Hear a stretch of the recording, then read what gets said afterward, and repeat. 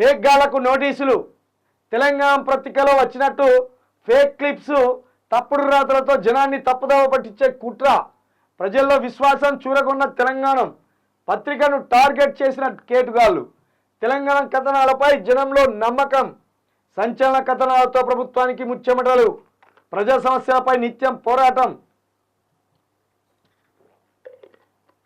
తెలంగాణ పత్రిక వార్తలతో ప్రభుత్వంలో భయం. తప్పును తప్పించుకునేందుకు తప్పుడు కథనాలు. సోషల్ మీడియాలో ఫేక్ క్లిప్స్ సృష్టిస్తున్న వైనం. ఫేక్ పేపర్ క్లిప్స్ పోస్ట్ చేసిన వారిపై చర్యలకు సిద్ధం.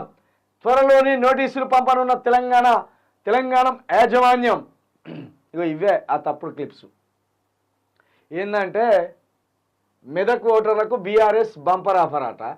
రామిరెడ్డి గెలుపుకు ఏదో ఇచ్చింది అన్నట్టు ఈ తెలంగాణ పేపర్ రాసుకొచ్చినట్టు అప్పుడు పార్లమెంటు ఎన్నికల ముందు ఇదొక ఫేక్ వార్త రాసిండ్రు. ఇక దీనికంటే ఫేక్ వార్త ఏంటంటే ఇదే జర్నలిస్ట్ శంకర్ మీద జరిగిన దాడికి సంబంధించి ఒక మ్యాటర్. ఇదే పేపర్ ఇదే స్టైల్ తీసుకొని వీళ్ళు రాసిన దానికి వేరేగా రాసుకొచ్చింది. ఏంటంటే జర్నలిస్టు ముసుగులో అమ్మాయిలను వేధిస్తున్న కామాంధుడికి దేహశుద్ధి. ఆయన పేపర్లో ఆయనే రాసుకున్నాడు. గింత సిగ్గుమాలిన ఎడిటింగ్లు, గింత సిగ్గుమాలిన పేపర్ క్లిప్పింగ్స్ను మరొక రకంగా రాయడం ఉంటుందా? ఇదంతా కాంగ్రెస్ ఫేక్ గాన్ల కేటుగాన్ల పనిది. మళ్ళీ ఇదంతా కూడా గాంధీ భవన్లో కూర్చొని తయారు చేస్తాను. ఇటువంటి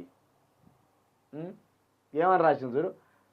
జర్నలిజం ముసుగులో అమ్మాయిలను వేధిస్తున్న కామందుడికి దేశశుద్ధి. తన ఛానల్లో ఉద్యోగం ఇప్పిస్తానని నమ్మించి వేధిస్తున్న పోకిరి. ఇంటర్వ్యూకి వచ్చిన అమ్మాయిల ఫోటోలు వీడియోలు రహస్యంగా తీసి బ్లాక్మెయిల్. ఇదే అని చెప్తే అర్థం ఉన్నదా అపార్థం ఉన్నదా? కొంచెం వెనుకగానే పెట్టాలి, ఇటు ముందరకానే పెడితే బ్లాక్ వస్తుంది. ఇది కరెక్టే ఉన్నదా? ఇది చూడరు ఒకసారి. ఓకేనా? ఓకే. ఎందుకంటే ఇక్కడ అక్షరాలు కనబడతలేవు. ఇదంతా ఇప్పుడు ఏంటంటే నేను నిజంగా చెప్తున్నా, తెలంగాణ పేపర్ అయితే బ్రహ్మాండంగా పనిచేస్తాను. ఆన్లైన్ పేపరే కానీ ఈ పేపరే కానీ తెలంగాణ సమస్యలను మాత్రం ఖచ్చితంగా ఇక్కడ చూపెడుతుంది.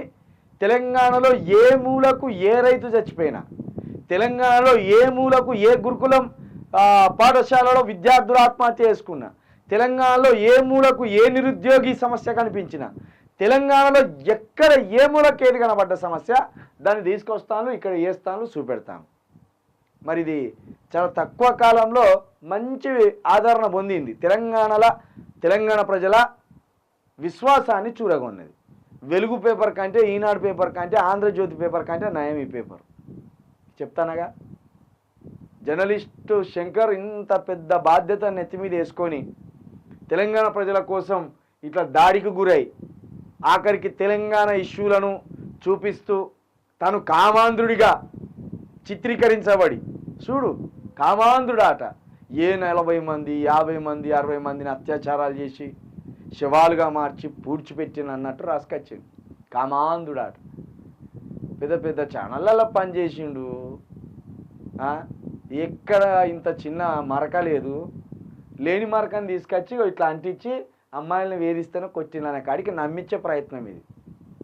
సిగ్గుండాలి కదా ఇట్లా రాసుకొచ్చేదానికి. ఎంత సిగ్గు లేకపోతే ఇలాంటి వార్తలు రాసుకొస్తారు. ఇట్లా ఇదే పేపర్ ఇదే స్టైల్ తీసిండు, వేరే అక్షరాలు పెట్టిండు, కథం కట్ చేసి గ్రూపులలో పంపిండు. ఎవరైనా చూస్తే ఇది నిజం అనుకునేటట్టు.